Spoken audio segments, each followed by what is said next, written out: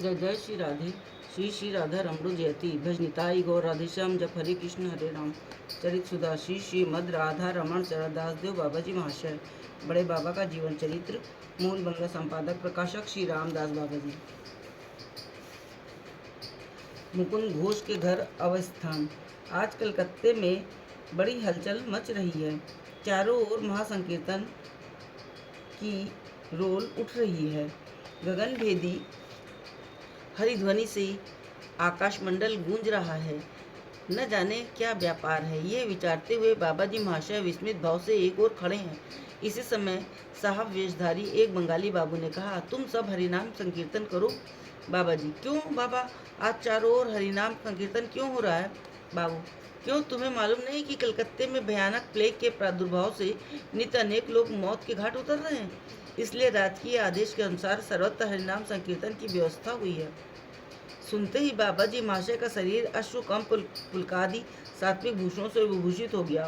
प्रेम गदगद कंठ से भज निताई गौर राधेश्याम जब हरे कृष्ण हरे राम नाम संकीर्तन आरंभ किया। बार बार नाम की हुंकार से पृथ्वी मानो कांपने लगी। लोगों की संख्या धीरे धीरे बढ़ने लगी।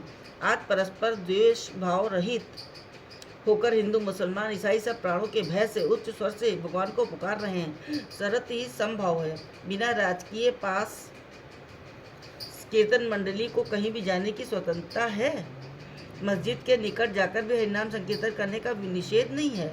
संकीर्तन दल क्रमशः सियालदह स्टेशन से उत्तर की ओर बढ़ने लगा।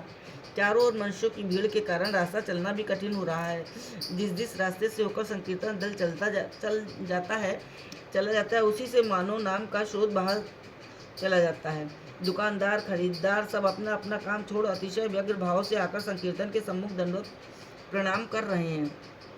कलकत्ते की सामायिक अवस्था देख बाबा जी महाशय आनंद से अधीर हो रहे हैं। बालक वृद्ध युवा सब एकटक इनकी ओर देख रहे हैं। इनका गगन भेदी कंठ स्वर अश्रुकम पुलकादि सात्विक भूषणों से विभूषित विशाल देह और चरणों पर चरण रखे सुमधुर नृत्य जो एक बार देख लेता है वो सब काम काज छोड़ प्रेम विवल भाव से नाचते नाचते इनके साथ ही हो लेता है।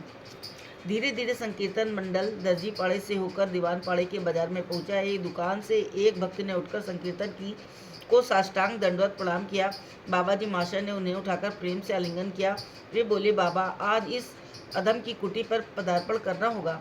बाबा जी महाशय ने कहा, निताई चांद की जैसी इच्छा, और उनके साथ उनके घर की ओर चल दिए। भक्त का नाम था मुकुंद चंद्र घोष। वे जाति के ग्वाले थे। स्वामी स्त्री दोनों परम भक्त थे। बाजार में उनकी मिष्ठान की दुकान थी।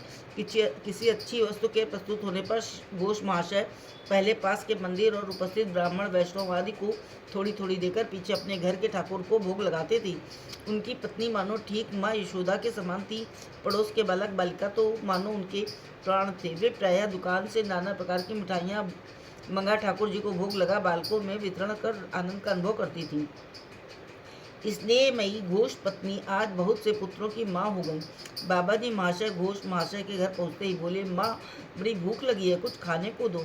माँ भी आनंद से आत्महारा हो वात्सल्य भाव से खीर छेना प्रभृति नानाविध मिष्टान प्रसाद सबको खिलाने लगी। घोष महाशय एक ओर खड़े ये अप्राकृत स्नेह में व्यापार देख रोते रोते अधीर हो रहे थे। इस प्रकार वात्सल्यमयी घोष पत्नी द्वारा प्रदत्त मिष्ठान प्रसाद पाकर सब परमानंदित हुए। इधर भोग राग की व्यवस्था होने लगी। यथा समय ठाकुर के भोग के पश्चात सबने प्रसाद पाकर विश्राम किया। जय हो बड़े बाबा की।